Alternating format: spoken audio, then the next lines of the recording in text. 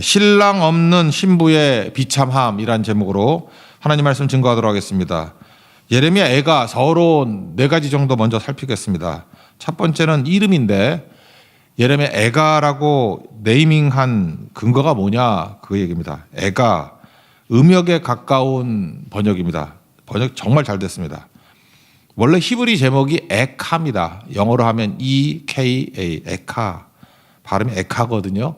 에카를 에가로 번역했으니 얼마나 번역을 잘한 겁니까? 에카라는 뜻이 슬프다 그런 뜻이에요. 여기 보니까 어찌하여 그것도 다 슬프다거든요. 아이고 뭐 그런 거예요. 슬퍼서 나오는 노래. 그러니까 에가죠. 에가 에카. 이거 번역하고 되게 좋아했다 그런 소리를 내가 들어봤어요. 그죠? 이게 너무 기가 막히게 맞았다고. 중국어에 이런 거 되게 많이 있죠. 코카콜라를 한자로는 가구가락.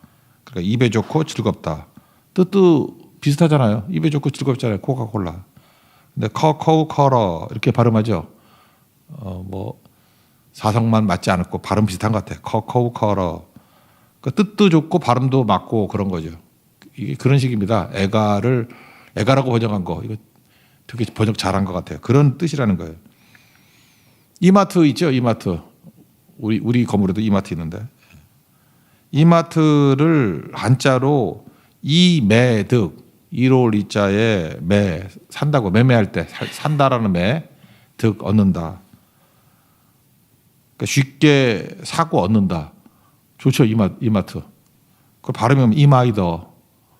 이것도 기가 막힌 것 같아요. 그죠? 이마이더로 발음하면서 이매득 이마트. 그러니까 이렇게 장명하는 게 되게 중요한 거죠. 그러니까 애가도 그런 의미라는 것입니다. 에카. 그래서 꼭 애가라고 부르십시오. 예레미야는 갖다 붙인 거고 그냥 애가예요. 원래 애가. 에카. 그러니까 1절에 나오는 슬프다가 에카고 어찌 그리 할 때 그것도 에카고 2절에 슬피 우니 그것도 에카입니다. 그러니까 뭐예요? 슬프다예요. 슬프다. 애가죠. 애가. 똑같은 얘기입니다. 번역 잘했다는 거고 이해하시죠? 애가가 에카다. 그건 알았으면 좋겠고 두 번째 크리스찬을 묘사할 때 여자로 묘사를 하죠. 그래서 신랑과 신부 개념이 가장 큰 개념입니다. 그래서 예수님은 신랑 대신 예수님, 우리는 신부죠. 요한계시록에도 여자로 표시되어 있습니다. 거기 나오는 여자는 교회 또는 크리스찬입니다. 그래서 우리 신앙인들을 여자로 묘사할 때가 많다는 것입니다. 아가서도 그렇죠. 신부가 신랑을 기다리는 거 아닙니까? 술람미 여인이 그 신랑 기다리는 거 아니에요? 똑같은 겁니다. 신랑 대신 그리스도를 기다리는 교회의 모습. 마찬가지로 이 예레미야 애가에서도 그 딸, 처녀, 유다 이런 표현이 되게 많이 나옵니다. 그러니까 신부로 여기는 거예요. 신부로. 근데 신랑을 거절한 거죠. 하나님을 거절하고 예수님을 거절했기 때문에 비참함이 있다는 것입니다. 그래서 신랑 없는 신부의 비참함. 오늘 제목이 그거예요. 하나님을 거절한 인간의 모습. 예수 없는 인생의 비참함. 그래서 위로자가 없다. 계속 반복됩니다. 신랑이 주는 거거든요. 돕는 자가 없다. 신랑이 주는 거거든요. 그러니까 예수님이 떠난 인생, 신랑 없는 인생이 얼마나 비참한가 그걸 깨달으라는 것입니다. 어제도 설명했지만 다시 요한계시록 개념을 놓고 본다 그러면 신랑 없는 신부의 비참함을 그 음행과 사치라 그런다니까요. 음행과 사치. 음행이 뭐라고요? 하나님 없는 만족, 신랑 없는 만족, 예수님 없는 만족. 그게 음행입니다. 음행. 그러니까 만족할 리가 없잖아요. 그러니까 사치하게 되죠. 사치는 뭡니까? 더. 그러니까 다른 남자로 채우려고 그러는 거죠. 다른 신랑으로 채우려고 그러죠.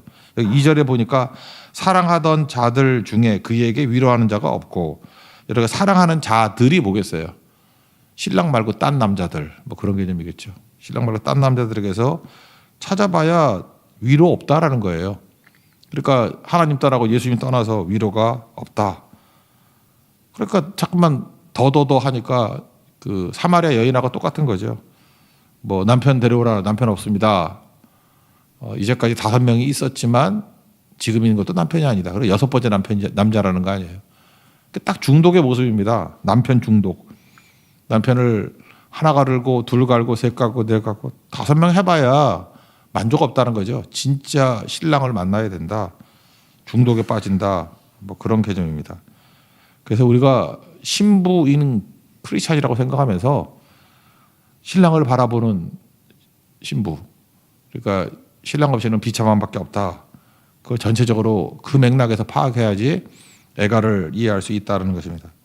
세 번째 저자입니다. 예레미야입니다. 예레미야. 예레미야는 근거가 이 자체 내에는 없는데 그냥 전통적으로 예레미야라 그래요. 근데 그 근거가 뭐냐? 포로가 3차에 걸려서 끌려갔잖아요. 1차, 2차, 3차 포로를 다 본 사람, 그 예레미야라는 거예요. 3차는 특별히 예루살렘 성전이 파괴되고 다 끌려가잖아요. 시드기야 왕이 눈 뽑혀가서 끌려가잖아요. 그 다 본 사람, 예레미야라는 것입니다.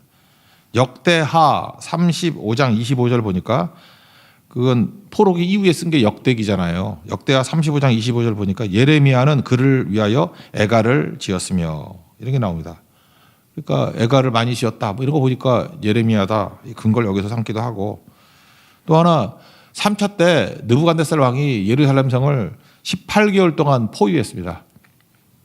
그때 비도 안 왔어요. 그래서 기근과 질병과 굶어 죽는 거. 그래서 아이 잡아먹었거든요. 그러다가 끌려간 겁니다. 그냥 그러니까 곱게 항복하라니까 항복 안 해가지고 버티다가 큰 어려움 당한 게 된 거죠. 그래서 예레미야 애가 2장 20절 보면은 여호와여 보시옵소서 주께서 누구에게 이같이 행하셨는지요. 여인들이 어찌 자기 열매 곧 그들이 낳은 아이들을 먹으오며 그 역사서에 나오는 얘기들이거든요. 엄마가 애 잡아먹었다는 거예요. 너무 배고파가지고 그런 상황이 되는 모습이다. 그러니까 이런 상황을 보면은 예레미야이다. 예레미야 때는 항복하라고 권면했잖아요. 바벨론에 항복해서 곱게 끌려가서 거기서 너희 더러움을 설거지하고 정화 작업을 갖고 그 다음에 성화돼서 돌아오면 강화될 것이다. 그 예레미야 계속 강조 아니었습니까? 에스겔서에도 나오는 얘기들이고. 근데 싸웠죠 계속. 친애굽파와 친바벨론파. 그러니까 시드기야 왕이 멍청해가지고 바벨론이 세웠는데 친애굽 정책 펴다가 망했잖아요. 성경의 메시지가 뭡니까?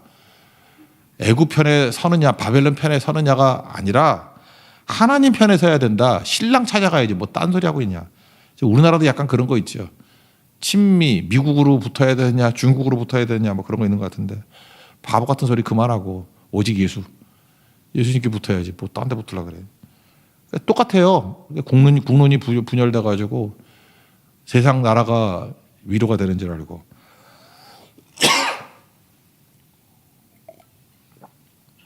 그 얘기를 하고 있습니다. 그러니까 신랑 대신 예수님께 가야 된다. 네 번째는 구조인데 이걸 아크로스틱 구조라 그러죠. 한자로는 답관체 이렇게 표현하죠. 밟을 답자. 그래서 답사할 때 뭐 답 있잖아요. 밟다 머리 관자. 뭐 멸관 할 때 관. 그 앞자 따는 거죠. 히브리 알파벳이 22개인데 알렙, 베트, 김멜 뭐 이렇게 쭉 나가거든요. 영어로 하면 A, B, C, D. 그게 22개예요. 그래서 1절은 A고 2절은 B고 뭐 그런 식으로 쭉 쓴 겁니다. 그래서 1장이 22절, 2장이 22절, 3장은 66절. 그러니까 뭐겠어요? A, 그게 1, 2, 3절. B, 4, 5, 6절. 그런 식으로. 그렇게 썼습니다. 4장도 마찬가지고 22절. 5장도 22절인데 우리 번역하니까 모르죠. 그거는 그냥 22절일 뿐이에요. 하다가 지쳤는가 봐. 안 했어요. 5장은 아니고. 잘 말 안 하는데 그래서 말해줘야죠. 그래서 그 앞에 맨 앞자리를 따는 거. 우리나라에도 뭐 그런 거 있죠. 삼행시 뭐 짓고 그러는 거. 그 예를 들어서 연세대 삼행시 그럴 때 나 지금도 생각나네. 제일 전설적인 삼행시가 있는데 연세대 나온 아버지의 아들은 세 명 모두 대머리다. 근데 지금도 잊혀지지 않아. 네, 그게 제일 생각나는데 우리 학교 때부터 맨날 그런 얘기했어요. 연세대 나오면 대머리 된다고. 내가 그래서 대머리가 됐는가 봐. 그죠? 그거 놀리다가 대머리 됐어. 하여튼 그랬는데 그런 게 답관체예요. 답관체. 그죠? 이렇게 삼행시 같은 거 우리도 많이 쓰잖아요. 이거 왜 하죠? 외우려고. 이런 식으로 하면 외우기 쉽잖아요. 그러니까 A, B, C 들 나가면 외우기 쉽다. 시편엔 되게 많습니다. 시편 25편, 34편, 111편, 112편. 특별히 112편은 그 의인의 자손의 축복에 대해서 읽어보라 그랬죠. 10절이에요. 10절이니까 왜 22개인데 10절입니까? A부터 10개까지만 했다고요. 그래도 순서대로 나온 거예요. A, B, C, D 나가는 식으로. 그게 답관체. 꼭 읽어보십시오. 그리고 대표적인 게 시편 119편 말씀에 관한 거. 그거는 뭐 철저히 22개씩 나가는 답관체입니다. 초대교회 때 그 고난주간에 예레미야 애가 읽었습니다. 마지막 3일. 고난주간 마지막 3일이니까 언제예요? 목, 금, 토. 예레미야 애가 읽고, 그래서 종종 이 전통을 따르는 분들이 고난주간에 예레미야 애가를 설교할 때가 있습니다. 뭐 예수님의 가상칠언 이런 것도 하지만 우리도 뭐 다음이나 다음번 고난주간에 예레미야 애가 한 번 더 합시다. 그죠? 그럼 딱 맞는 것 같아요. 이게 전통적으로 고난주간 3일 동안에 읽었던 내용이다. 이게 서론입니다. 이제 서론이니까 이 정도는 좀 이해했으면 좋겠어요. 내용으로 들어가면 1절부터 7절까지가 도울 만한 세상은 어디에 있는가? 없다는 거죠. 그래서 은혜를 망각한 백성들. 그래서 비참해졌다. 이게 1절부터 7절까지입니다. 첫째, 우리 은혜 찬양하고 똑같아요. 당연한 게 없다는 것입니다. 모든 것이 다 은혜라는 거예요. 은혜임을 알아야 된다. 그런 말 있죠. 호의가 계속되면 권리인 줄 안다. 하나님께서 호의, 이게 은혜를 계속 주니까, 페이버를 계속 주니까 그게 권리인 줄 안다는 거예요. 없어져 보면 그게 권리도 아니고 당연한 것도 아니고 은혜였구나. 그걸 깨닫게 된다라는 거죠. 그래서 1절에 보니까 전에는, 이제는 이게 세 가지로 대비했어요. 전에는 사람이 엄청 많았다. 근데 이제는 적막하다. 이제 뭘 깨닫죠? 사람이 이렇게 많은 게 은혜였구나. 그 다음에 전에는 열국 중에 컸다. 높아졌다. 이제는 과부같이 되었다. 그러니까 신랑이 없어진 거죠. 신랑 없는 신부의 비참함. 그러니까 신랑이 있을 때가 열국 중에서 내가 높아진 거지. 신랑 때문에 내가 높아진 거였구나. 예수님 때문에 높아진 거였구나. 그게 은혜였구나. 사라지니까 알게 된다는 거예요. 또 전에는 이거 뭐 말 그대로 공주였대요. 공주. 여자분도 공주 좋아하잖아. 나는 공주였어. 공주에 산다는 뜻이 아니라 왕의 딸 공주였다고. 근데 이제 강제 노동하는 자, 세번역 보니까 노가다래. 노가다로 번역을 너무 잘한 것 같아. 공주에서 노가다 됐다. 여러분 공주죠. 예수님 따라보세요. 노가다 돼. 강제 노동하는 뭐 그보다 더 나쁜 말도 있는데 안 쓰겠어요. 아침이니까. 그러니까 지금 우리가 누리는 모든 것들이 사실은 은혜였다. 은혜를 깨닫는 자, 감사하고 찬송하고. 핵심이 뭐예요? 신랑 대신 예수님 떠나면 안 된다. 그 얘기죠. 예배 떠나면 안 된다. 얼마나 비참한지를 깨닫게 되라. 그게 이게 애가의 특징입니다. 그래서 고난주간의 마지막 때 뭐예요? 예수님 없이는 못 삽니다. 그거죠. 신랑 대신 예수님 붙들어야 됩니다. 교회의 찬송이라고.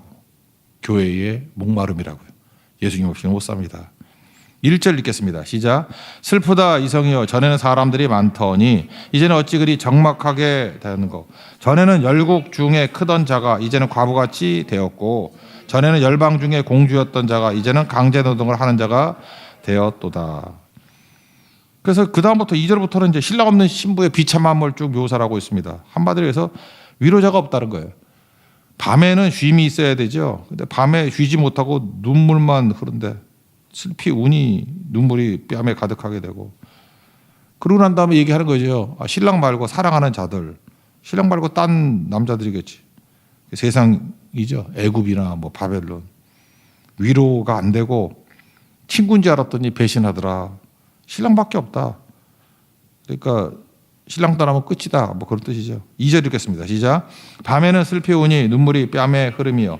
사랑하던 자들 중에 그에게 위로하는 자가 없고 친구들도 다 배반하여 원수들이 되었도다.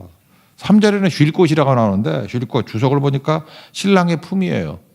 의탁할 곳, 의지할 곳. 예수님 품 떠나면 비참해진다. 그런 뜻이죠. 신랑 없이 뭔 일이 있겠냐. 그런 거죠.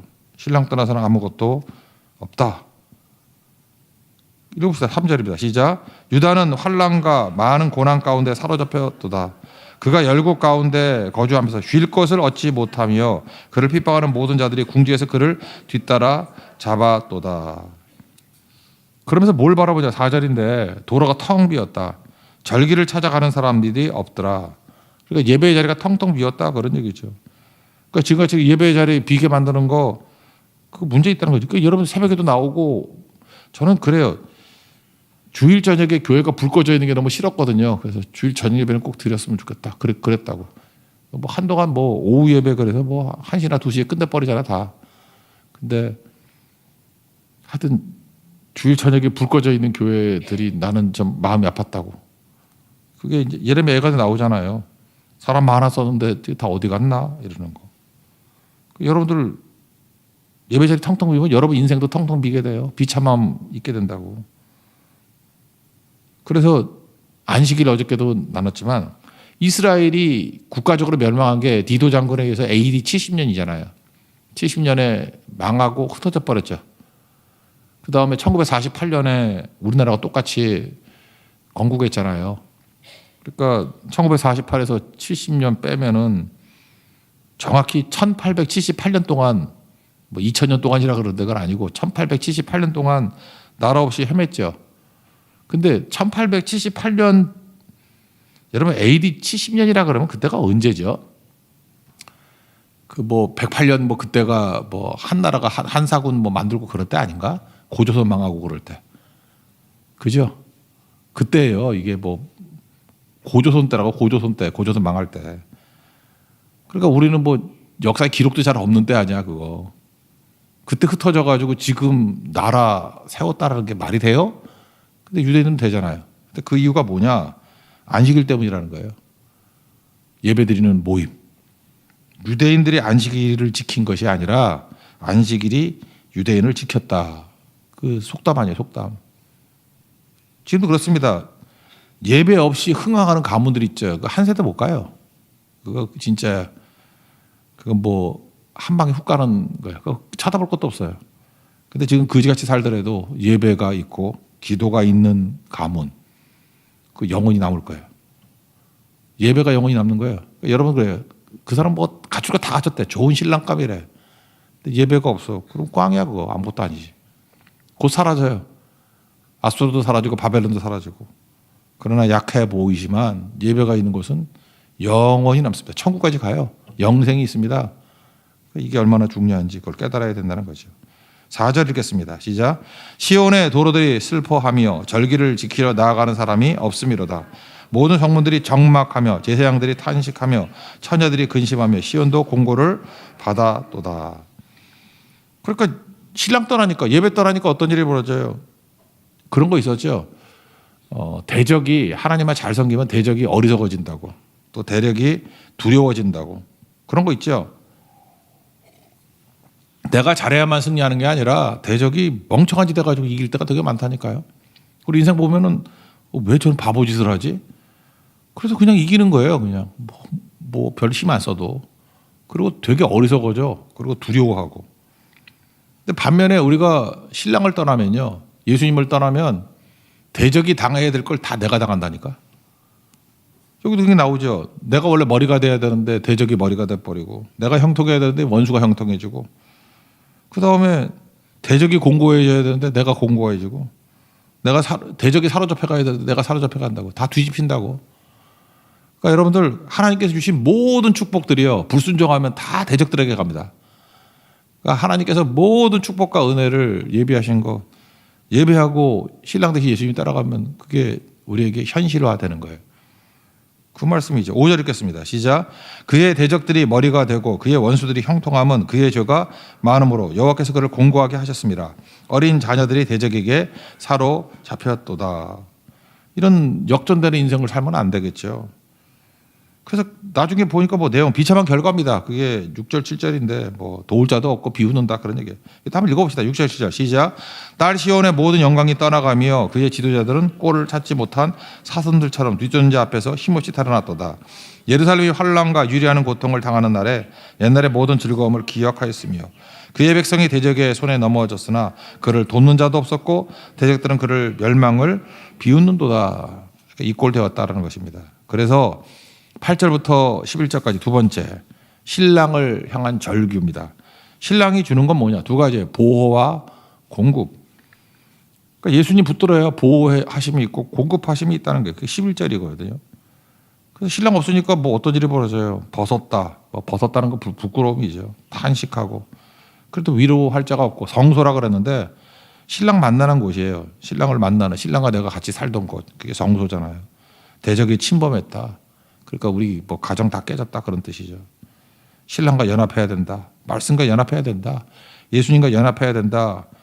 그런 얘기입니다. 그거 못했다 그런 얘기죠. 이것도 한번 읽어봅시다. 8절부터 10절까지 시작. 예루살렘이 크게 범죄함으로 조속거리가 되었으니 전에 그에게 영광을 돌리던 모든 사람이 그의 벗었음을 보고 업신여김이요 그는 탄식하며 물러가는도다. 그의 더러운 것이 그의 옷깃에 묻어 있으나 그의 나중을 생각하지 아니하며 그러므로 놀랍도록 낮아져서 그를 위로할 자가 없도다. 여호와여 원수가 스스로 큰 채하오니 나의 환난을 감찰하소서. 대적이 손을 펴서 그의 모든 보물들을 빼앗았나이다. 주께서 이미 이방인들을 막아 주의 성에 들어오지 못하도록 명령하신 그 성소에 그들이 들어간 것을 예루살렘이 보았나이다. 이스라엘에는요 이상한 근자감이 있었습니다. 근자감, 근거 없는 자신감. 세 가지인데 예루살렘 안 망한다는 거예요. 첫째, 예루살렘 요새이기 때문에. 실제로 그래요. 삼면이 절벽이고 철옹성입니다. 약한 나라 유다가 강력한 나라 바벨론의 공격 18개월 동안 버틴 거잖아요. 18개월이면 1년 반 아닙니까? 1년 반 동안 버텼으니까 예루살렘 성이 얼마나 점령하기 힘든 성인 거 알겠죠. 그래서 예루살렘 성을 믿었어요. 누가 예루살렘을 건드려? 삼면이 절벽인데. 그러니까 어떻게 했습니까? 그냥 포위하고 그냥 굶어 죽이는 작전 썼잖아요. 그죠? 봉쇄 작전. 그러니까 아이 잡아먹고. 그러니까 피해만 더 커진 거죠. 이런 근자감이 있었다고. 두 번째는 성전 불가침설. 성전이 있기 때문에 절대 깨지지 않는다. 그런 거죠. 이건 뭐 하나님의 언약궤 들고 전쟁터 나가는 엘리 아들들하고 똑같은 거죠. 뭐 성전이 있다고 안 망하나. 맹신이죠, 맹신. 그리고 또 하나는 사무엘하 7장에 나오는 다윗의 언약이 영원하다. 16절 내 집과 내 나라가 내 앞에서 영원히 보존되고 내 왕위가 영원히 경고하리라. 그거 믿었다는 거예요. 그래서 안 무너진다 그랬는데 신랑 떠나면 무너지는 거죠. 살 길이 없는 거죠.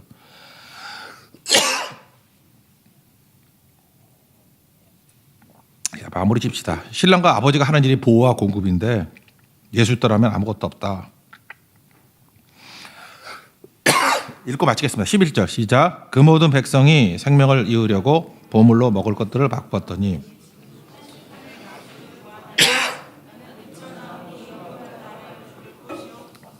아멘. 가짜가 무너져야 진짜가 옵니다. 우리 신랑 대신 예수님 붙들고 승리하는 주의 종 되기를 바랍니다. 자리에서 일어나겠습니다. 나의 한숨을 바꾸셨네.